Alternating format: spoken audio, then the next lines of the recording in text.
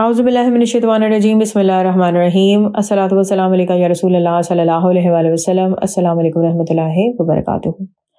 صلح حدیبیہ کا جو معاہدہ ہوا تھا اس میں ایک یہ شرط تھی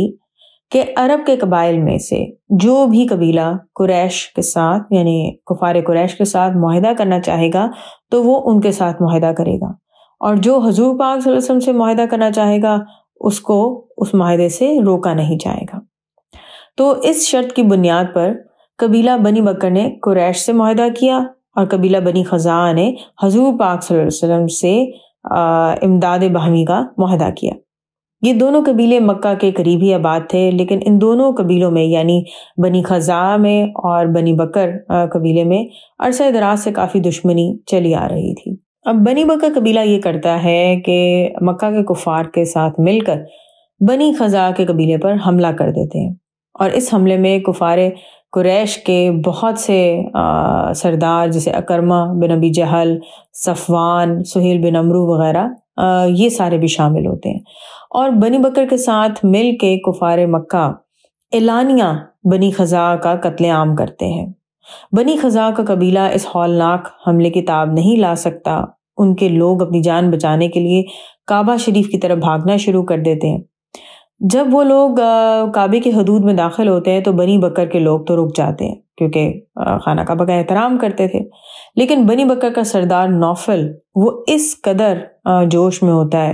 وہ انتقام لینا چاہتا ہے کہ وہ خانہ کعبہ کی حدود میں بھی بنی خزاعہ کے لوگوں کو بہت بے دردی سے قتل کرتا ہے، اور چلا چلا کر اپنے قبیلے کو پکارتا ہے اور کہتا ہے کہ پھر یہ موقع کبھی دوبارہ نہیں آئے گا، تو آؤ اور ان لوگوں کو قتل کرو۔ اس حرکت سے نہ صرف انہوں نے خانہ کعبہ کی حرمت کو پامال کیا، بلکہ صلح حدیبیہ میں جو معاہدہ تھا اس کو بھی قریش نے توڑ ڈالا، کیونکہ بنی خزاعہ جو ہے وہ حضور پاک صلی اللہ علیہ وسلم سے دوستی کر چکے تھے، اور اب جب کہ قریش نے بنی بکر کے کہنے پر بنی خزاعہ پہ حملہ کیا تھا تو بنی خزاعہ پہ حملہ کرنا اس بات کے مترادف تھا کہ جیسے انہوں نے حضور پاک صلی اللہ علیہ وسلم پر حملہ کر دیا تھا۔ اس حملے میں بنی خزاعہ قبیلے کے 23 آدمی قتل ہوئے، اور اس حملے کے بعد بنی خزاعہ کے قبیلے کا جو سردار تھا عمرو بن سالم، اس نے 40 آدمیوں کا وفد لیا اور مدینہ شریف پہنچ گیا، اور حضور پاک صلی اللہ علیہ وسلم سے اس نے مدد طلب کی۔ اس واقعے کو کچھ اس طرح سے بیان کیا جاتا ہے، حضرت بی بی میمونہ رضی اللہ عنہ کہتی ہیں کہ ایک رات حضور پاک صلی اللہ علیہ وسلم وضو فرما رہے تھے کہ ایک دم آپ صلی اللہ علیہ وسلم نے بلند آواز سے 3 مرتبہ یہ فرمایا، لبیک لبیک لبیک، یعنی میں حاضر ہوں۔ پھر 3 مرتبہ آپ صلی اللہ علیہ وسلم نے بلند آواز سے یہ ارشاد فرمایا کہ نصرت نصرت نصرت، یعنی مدد مل گئی۔ جب آپ صلی اللہ علیہ وسلم وضو خانہ سے نکلے تو میں نے عرض کیا کہ یا رسول اللہ صلی اللہ علیہ وسلم آپ تنہائی میں کس سے گفتگو فرما رہے تھے؟ تو آپ صلی اللہ علیہ وسلم نے ارشاد فرمایا کہ اے میمونہ رضی اللہ عنہ، غضب ہو گیا، میرے حلیف بنی خزاعہ پر بنی بکر اور کفار قریش نے حملہ کر دیا ہے،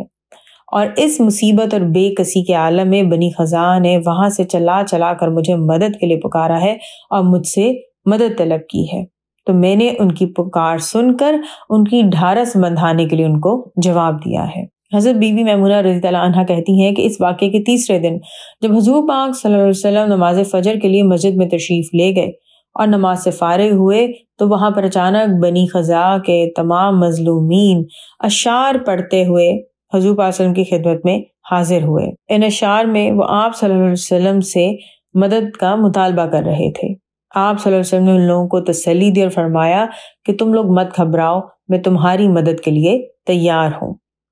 اس کے بعد حضور پاک صلی اللہ علیہ وسلم نے قریش کے پاس قاصد بھیجا اور 3 شرطیں پیش فرمائیں کہ ان میں سے کوئی ایک شرط قریش مان لیں، کیونکہ حضور پاک صلی اللہ علیہ وسلم امن چاہتے تھے، لڑائی نہیں چاہتے تھے۔ ایک شرط یہ تھی کہ بنی خزاعہ کے مقتولوں کا خون بہا دیا جائے، دوسری شرط یہ تھی کہ قریش جو ہیں قبیلہ بنی بکر کی حمایت اور دوستی سے پیچھے ہٹ جائیں، اور تیسری شرط یہ تھی کہ اعلان کر دیا جائے کہ حدیبیہ کا معاہدہ ٹوٹ گیا ہے۔ جب حضور پاک صلی اللہ علیہ وسلم کے قاصد نے ان شرطوں کو قریش کے سامنے رکھا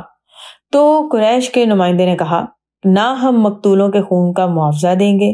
نہ ہم اپنے حلیف دوست قبیلہ بنی بکر کی حمایت چھوڑیں گے، ہاں تیسری شرط ہم منظور کرتے ہیں اور ہم اعلان کرتے ہیں کہ حدیبیہ کا معاہدہ ٹوٹ گیا ہے۔ لیکن قاصد کے چلے جانے کے بعد قریش کو اپنا یہ جواب دینے پر بہت پچھتاوا ہوا۔ پھر چند سردار ابو سفیان کے پاس گئے اور کہا کہ اگر یہ معاملہ نہ سلجھا، نہ حل ہوا تو پھر سمجھ لو کہ محمد صلی اللہ علیہ وسلم اپنی فوج کے ساتھ ہم پر حملہ کر دیں گے۔ ابو سفیان ان کی بات سن کر کہتا ہے کہ میری بیوی ہند نے ایک خواب دیکھا ہے کہ ہجون کے مقام سے لے کر خندمہ کے مقام تک ایک خون کی نہر بہتی ہوئی آئی ہے اور پھر اچانک وہ خون غائب ہو گیا ہے۔ قریش یہ خواب سنتے ہیں اور اس خواب کو منحوس جانتے ہیں اور وہ خوف اور دہشت سے گھبرا جاتے ہیں اور ابو سفیان پر بہت زور ڈالتے ہیں کہ وہ فوراً مدینہ جائے اور حدیبیہ کا وہ معاہدہ جو ہم نے جوش میں آ کے کہہ دیا ہے کہ ہم نے ختم کر دیا، اس کو دوبارہ سے قائم کرے تاکہ مسلمان ان پر حملہ نہ کریں۔ اس کے بعد ابو سفیان مدینہ گیا۔ پہلے وہ اپنی لڑکی حضرت ام المومنین بی بی ام حبیبہ رضی اللہ عنہا کے مکان پر پہنچا۔ وہ جیسے ہی بستر پر بیٹھنے لگتا ہے تو حضرت بی بی ام حبیبہ رضی اللہ عنہا جلدی سے اپنا بستر اٹھا لیتی ہیں۔ ابو سفیان حیران ہو کر کہتا ہے کہ تم نے بستر کیوں اٹھا لیا؟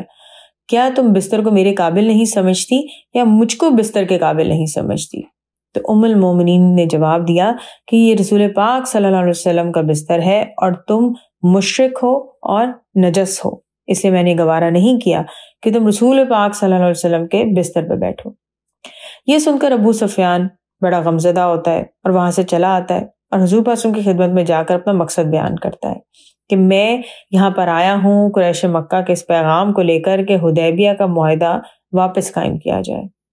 آپ صلی اللہ علیہ وسلم ابو سفیان کو کوئی جواب نہیں دیتے۔ پھر ابو سفیان حضرت ابوبکر صدیق رضی اللہ عنہ کے پاس جاتا ہے، پھر حضرت عمر رضی اللہ عنہ کے پاس اور پھر حضرت علی رضی اللہ عنہ کے پاس جاتا ہے۔ وہ سب اس کو ایک ہی جواب دیتے ہیں کہ ہم کچھ نہیں کر سکتے۔ جس وقت ابو سفیان حضرت علی رضی اللہ عنہ کے پاس گیا تو وہاں پر حضرت فاطمہ رضی اللہ عنہ موجود تھی اور حضرت امام حسن رضی اللہ عنہ بھی موجود تھے۔ ابو سفیان نے حضرت علی رضی اللہ عنہ سے بڑی منت سماجت کی اور کہا کہ تم اپنی قوم میں بہت ہی رحم دل ہو اور تم جانتے ہو کہ ہم کیا مقصد لے کر آئے ہیں، تو ہم یہ چاہتے ہیں کہ تم حضور پاک صلی اللہ علیہ وسلم سے ہماری سفارش کر دو۔ اس کی بات سن کر حضرت علی رضی اللہ عنہ فرماتے ہیں کہ اے ابو سفیان، ہم لوگوں کی یہ مجال نہیں کہ ہم حضور پاک صلی اللہ علیہ وسلم کے ارادے اور آپ صلی اللہ علیہ وسلم کی مرضی میں کسی بھی قسم کی مداخلت کر سکے۔ ہر طرف سے مایوس ہو کر پھر ابو سفیان حضرت فاطمہ رضی اللہ عنہا سے کہتا ہے کہ اے فاطمہ رضی اللہ عنہا، یہ تمہارا 5 برس کا بچہ یعنی امام حسن رضی اللہ عنہ اگر ایک مرتبہ اپنی زبان سے اتنا کہہ دے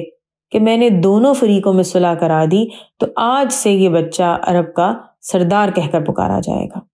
حضرت فاطمہ رضی اللہ عنہا اس کو جواب دیتی ہیں کہ بچوں کا ان معاملات میں کیا دخل۔ انشاءاللہ باقی نیکسٹ ویڈیو میں۔ الصلاۃ والسلام علیکہ یا رسول اللہ صلی اللہ علیہ وآلہ وسلم۔ السلام علیکم ورحمۃ اللہ وبرکاتہ۔